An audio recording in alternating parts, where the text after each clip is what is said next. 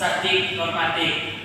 Perkenalkan, nama saya Jaki Pandamanik, NPM 21110238. Perkenalkan, saya Rika Ambana, NPM 21110210. Perkenalkan, nama saya Senja Megan Saragi, NPM 21110214. Perkenalkan, nama saya Dimas Nugroho, NPM 21110232. Perkenalkan, nama saya Nita Hadisu, NPM 211030. Perkenalkan, nama saya Hakika Prenurba, NPM 21110212. Statistik non-parametrik. Statistik non-parametrik merupakan bagian statistik yang parameter populasinya atau datanya tidak mengikuti suatu distribusi tertentu atau memiliki distribusi yang bebas dari persyaratan dan variannya tidak perlu homogen. Statistik non-parametrik biasanya digunakan untuk melakukan analisis pada data berjenis nominal atau ordinal. Pendeknya, statistik non-parametrik adalah yaitu statistik bebas sebaran atau tidak mensyaratkan bentuk sebaran parameter populasi, baik normal atau tidak. Selain itu, statistik non-parametrik biasanya menggunakan skala pengukuran sosial, yakni nominal dan ordinal yang umumnya tidak berdistribusi normal. Ciri-ciri statistik non-parametrik. Statistik non-parametrik: 1. Data tidak berdistribusi normal. Yang kedua, umumnya data berskala nominal dan ordinal. Yang ketiga, umumnya dilakukan pada penelitian sosial. Yang keempat, umumnya jumlah sampel kecil. 1. Uji T untuk suatu variabel dengan satu arah kiri. Penelitian ini uji satu pihak, yaitu pihak kiri, yang digunakan bila rumusan hipotesis HO menyatakan paling kecil, paling sedikit, dan paling rendah, atau sama dengan tandanya besar. Maka untuk rumusan hipotesis alternatif atau HA dinyatakan dengan bunyi kalimat kebalikan dari HO, misalnya paling besar, paling tinggi, paling banyak dengan rendah atau kecil. 2. Uji satu arah pihak kanan. Penelitian uji satu pihak, yaitu pihak kanan, bila rumusan hipotesis HO dinyatakan paling besar, paling banyak, atau paling tinggi dengan tanda besar N, maka rumusan hipotesis alternatifnya HA dinyatakan dengan bunyi kalimat kebalikan dari HO, misalnya paling kecil, paling rendah, paling sedikit dengan tanda kecil. 3. Uji T satu variabel. Baiklah, di sini saya akan melanjutkan hasil presentasi kami tentang uji Wilson atau Wilson text. Wilson text merupakan pengembangan dari the Sykes text. Ketelitian hasil analisis Wilson text dibandingkan the Sykes text adalah tidak hanya bias menunjukkan arah perbedaan, tetapi juga menunjukkan perbedaan antara kelompok-kelompok yang dibandingkan.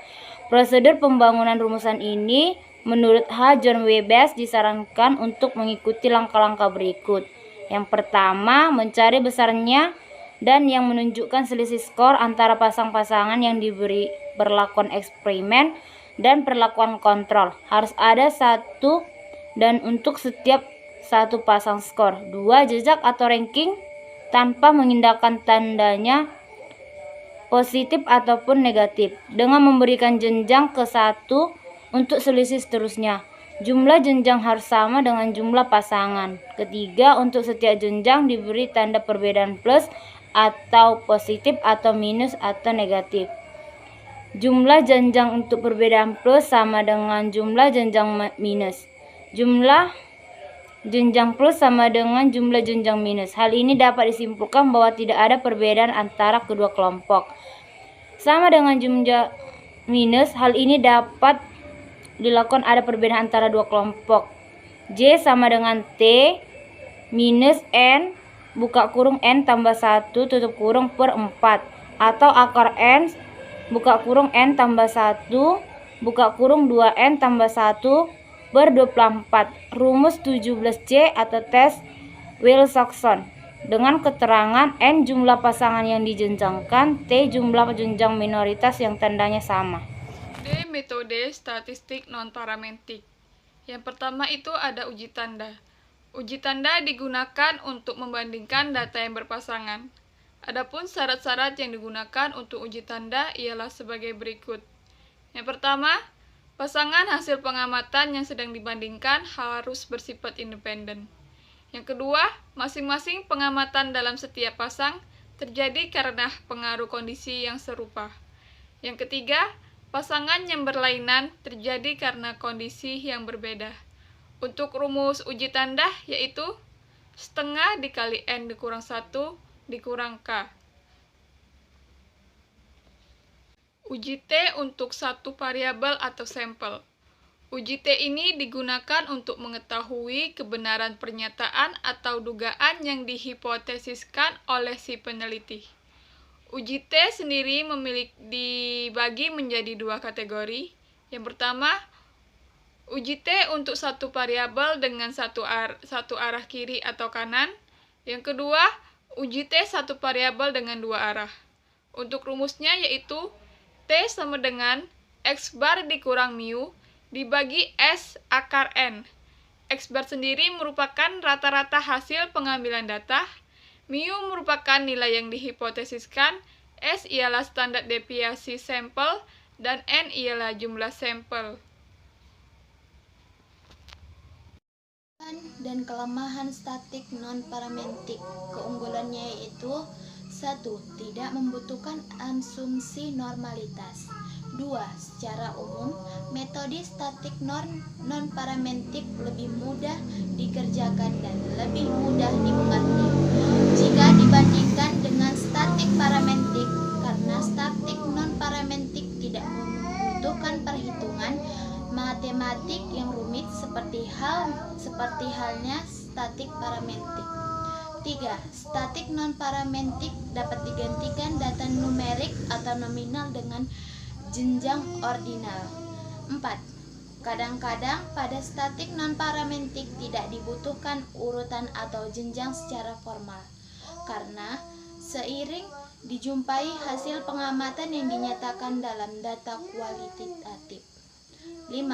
Pengujian hipotesis pada statik non-parametrik dilakukan secara langsung pada pengamatan yang nyata. 6. Walaupun pada statik non-parametrik tidak terikat pada distribusi normal populasi, tetapi dapat digunakan pada populasi berdistribusi normal.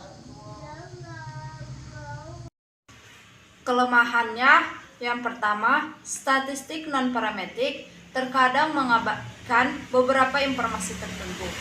Yang kedua, hasil pengujian hipotesis dengan statistik non-parametrik tidak setajam statistik parametrik. Yang ketiga, hasil statistik non-parametrik tidak dapat diekstrapolasikan ke populasi studi seperti pada statistik parametrik. Hal ini dikarenakan statistik non-parametrik mendekati eksperimen dengan sampel kecil dan umumnya membandingkan dua kelompok tertentu.